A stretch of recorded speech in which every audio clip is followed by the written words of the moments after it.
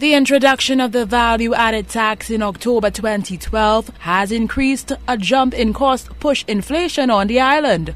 That's according to the International Monetary Fund. The organization further indicates the already high unemployment rate on the island rose sharply during the cyclical downturn.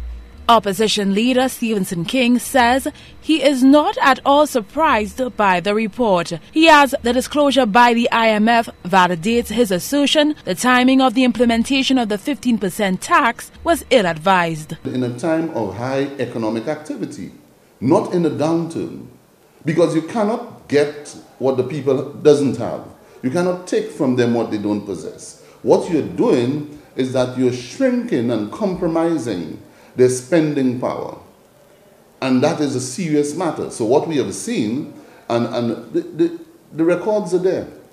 History shows that in every country where the VAT is introduced, you do have a spike rather, in cost of living. King further raises the alarm over the report's disclosure. The island's already high unemployment rate has notably increased. King says this negative economic indicator is having an adverse effect on the lives of the youth. He further expressed concern over the closure of small businesses on the island. I am not surprised by the I.M.F. report.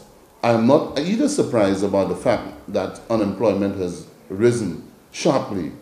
It is open.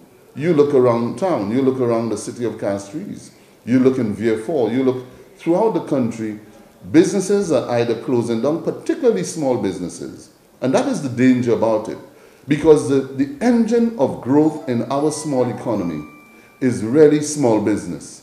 And the more small businesses that shut down, the more critical the employment situation begins.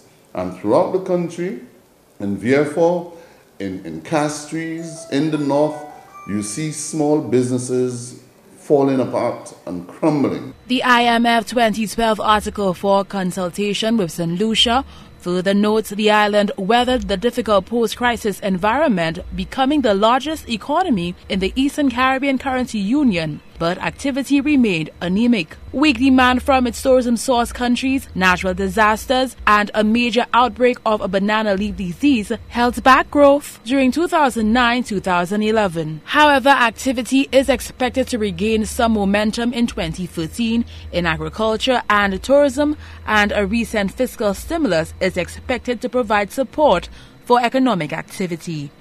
Sarah Peter, HDS News Force.